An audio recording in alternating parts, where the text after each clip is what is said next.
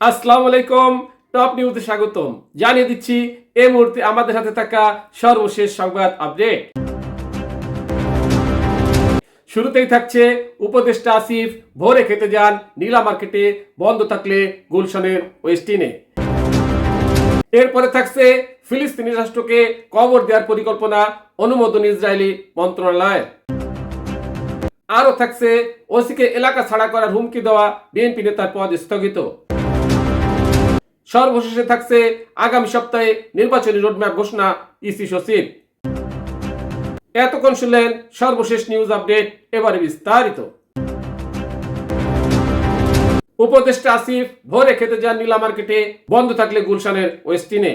ঢাকার গুলশানে সাবেক সংসদ সদস্য শাম্মী আহমেদের বাসায় চাঁদাবাজির ঘটনায় অভিযুক্ত বাংলাদেশ গণতান্ত্রিক ছাত্র সংসদের সাবেক যুগ্ম আহ্বায়ক জানে আলম অপুর স্বীকারোক্তিমূলক বক্তব্যে স্থানীয় সরকার বিষয়ক উপদেষ্টা আসিফ মাহমুদ সজীব ভুঁইয়ার নাম এসেছে। তবে চাঁদাবাজির ঘটনার সঙ্গে নিজের সংশ্লিষ্টতা নেই বলে জানিয়েছেন স্থানীয় সরকার উপদেষ্টা আসিফ মাহমুদ। তিনি দাবি করেন এ ঘটনায় তার কোনো সম্পৃক্ততা নেই। যার সাক্ষাৎ নেওয়া হয়েছে তাকে একজন নেতার বাসায় জোরপূর্বক বক্তব্য নেওয়া হয়েছে। বৃহস্পতিবার 14 আগস্ট সচিবালয় উপদেষ্টা আসিফ মাহমুদ সাংবাদিকদের প্রশ্নের জবাবে এ প্রতিক্রিয়া জানান। আসিফ মাহমুদ জানান, রাতে মাঝে মধ্যে কাজ শেষ করতে কখনো কখনো ভোর হয়ে যায়। ওই সময় খাবার দেওয়ার জন্য বাসায় কেউ থাকে না। বেশিরভাগ সময় তখন তিনি 300 ফিটের নীলা মার্কেটে যান। ওখানে খুব ভালো হাঁসের মাংস পাওয়া যায়। 4-5 জন মিলে সেখানে যান। আবার ভোর হয়ে গেলে সেখানে দোকান বন্ধ থাকে, তাই গুলশানের হোটেল ওয়েস্টিনে যাওয়া হয়।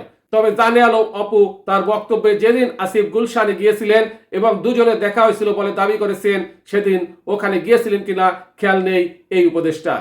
এরপর সাংবাদিকেরা স্থানীয় সরকার উপদেষ্টার কাছে জানতে চান, সিসিটিভি ফুটেজে দেখা গেছে মোটরসাইকেলে করে যাওয়া ব্যক্তি কি তিনি ছিলেন। আসিফ মাহমুদ জবাব দেন, সিসিটিভি ফুটেজে হেলমেট পরা যে কাউকে আমাকে বলে দাবি করা হয়, এটা কতটুকু বিশ্বাসযোগ্য? বিষয়টি নিয়ে তদন্ত চলছে, তাই এ বিষয়ে বেশি মন্তব্য করা উচিত না।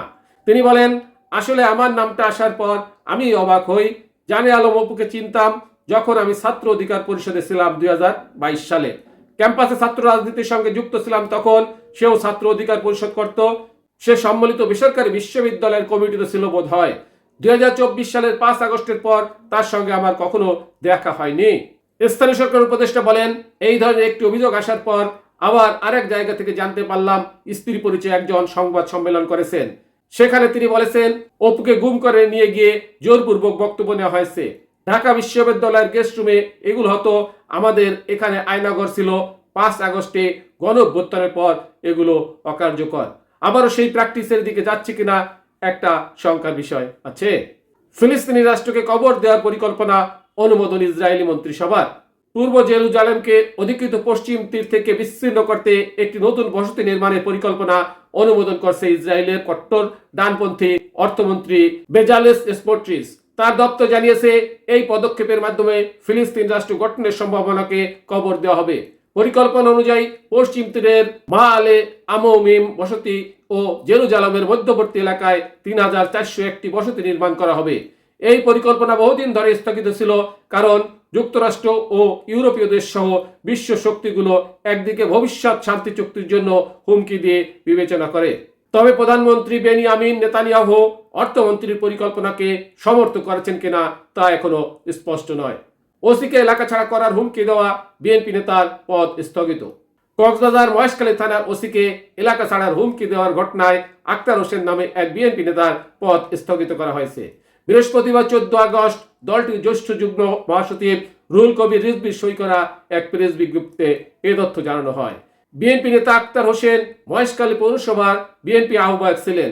প্রেস বিজ্ঞপ্তিতে আক্তার হোসেনের সব পর্যায়ের পদ স্থগিত করা হয়েছে বলে উল্লেখ করা হয়। বিজ্ঞপ্তিতে বলা হয়, মহেশখালী থানার ওসিকে অসমান গালিগালাজ করে হুমকি এবং সংগঠন বিরোধী কার্যকলাপের জন্য পরবর্তী নির্দেশ না দেওয়া পর্যন্ত কক্সবাজার জেলা বিএনপির সদস্য ও দলের মহেশখালী পৌরসভা কমিটির সাবেক আহ্বায়ক আক্তার হোসেনের প্রাথমিক সদস্যপদ সহ দলের সব পর্যায়ের পদ স্থগিত করা হয়েছে। আগামী সপ্তাহে নির্বাচনী রোডম্যাপ ঘোষণা ইসি সচিব। আগামী সপ্তাহে ত্রয়োদশ নির্বাচনের রোডম্যাপ ঘোষণা করা হবে বলে জানিয়েছেন নির্বাচন কমিশনার ইসির সিনিয়র সচিব আক্তার আহমেদ। বৃহস্পতিবার 14 আগস্ট রাজধানীর আগরগাঁওয়ের নির্বাচন ভবনে সাংবাদিকদের এক ব্রিফিংয়ে তিনি একথা জানান। তিনি বলেন, পর্যবেক্ষক হিসেবে 318টি আবেদন পেয়েছি। এই আবেদনগুলোর পর্যালোচনা চলছে। এছাড়া তথ্য সংগ্রহের জন্য নতুন 22টি রাজনৈতিক দলের প্রাথমিক যাচাইয়ের ফিডব্যাক পাঠানো হবে বলে জানান তিনি। প্রবাসী ভোট নিয়ে আলোচনা হয়েছে উল্লেখ করে তিনি বলেন, এই পদ্ধতিটা কিভাবে হবে তা নিয়ে এখনো আলোচনা চলছে। এই বিষয়ে আরও আলোচনার প্রয়োজন আছে। এই সময় সাংবাদিকদের প্রশ্নের জবাবে তিনি বলেন, রোডম্যাপে কি কি বিষয় থাকবে তা রোডম্যাপেই আপনাদেরকে জানিয়ে দিব। টপ নিউজ এখনকার মতো শেষ করছি। আল্লাহ হাফেজ।